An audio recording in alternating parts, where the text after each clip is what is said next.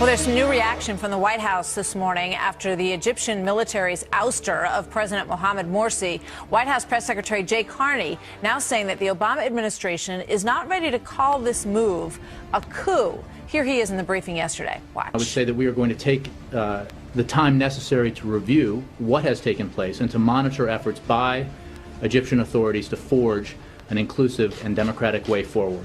I think it would not be in the best interest of the United States to immediately change our assistance programs to Egypt. We think, not just I, but we think that it would not be in the best interest of the United States to do that.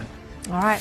Let's see what Kentucky Republican Senator Rand Paul thinks about this. He's on the Foreign Relations Committee and joins me now. Senator, welcome back to the program. Good to have you here this morning. What's your reaction to what Jay Carney had to say there? Well, let me translate what Jay Carney's saying for the president. You have to translate it. What he's really saying is, I'm going to ignore the law. The law says that when a military coup happens, foreign aid should end. We're not supposed to be in favor of supporting military overthrow of democratically elected government. I'm no fan of the Muslim Brotherhood. I don't think we should have given them money either, because they occurred after a military coup as well.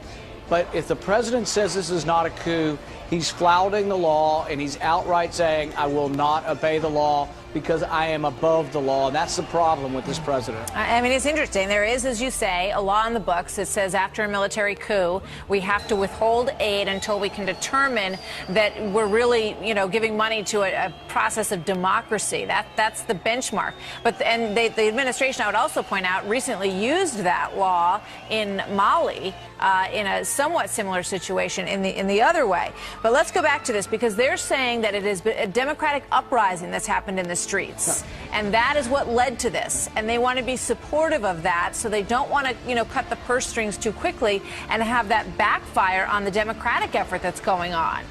Well, let's put this in American terms. 200,000 Tea Partiers showed up on the mall to protest Obamacare. Does that mean the military should replace President Obama with a Republican? Would that be okay? Would that be a military coup?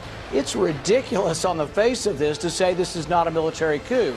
What this is the president saying, I am above the law, and I deem it not to be proper to obey the law at this point. And that's the problem with this presidency, is he really has no concern for the rule of law. All right, so if you were President Rand Paul and all of this was happening on your watch, you're saying that you would yank that away. You'd take that money away right now, the day that coup happened?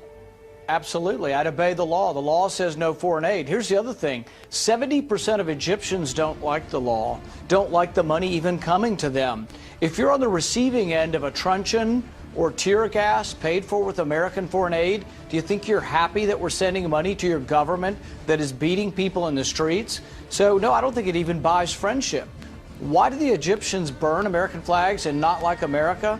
It's because they see the money we go given to their government, who imprisons them without trial, who has indefinite detention. So you can see how this isn't helping with friendship with the Egyptian people. It's buying friends in special areas or special interests within Egyptian society, but not with the people. We give $1.6 billion in 2012.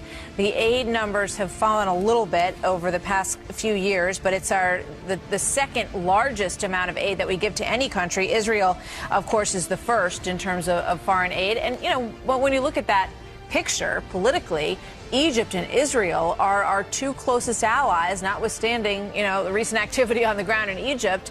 And the long tradition of that, it's felt, must be maintained, or we could risk, giving up any influence in that region. Well, I'm a big supporter of our alliance with Israel, and nothing should come between that. But I would say that we're also big allies with Britain, and we don't send them any money. So ultimately, the best thing that is what is in the best interest of every country is self-sufficiency.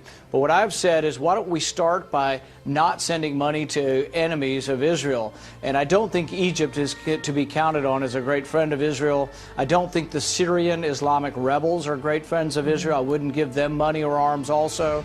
I don't think that it's a good idea to continue to fund the Muslim countries that are surrounding Israel. I got to go, but I want one quick question. In terms of the president, he didn't mention this when he came out and spoke yesterday. Are you surprised that he hasn't articulated more himself on this? He has a few scandals that he's trying to keep up with. He may not have gotten to this one yet. We'll leave it there.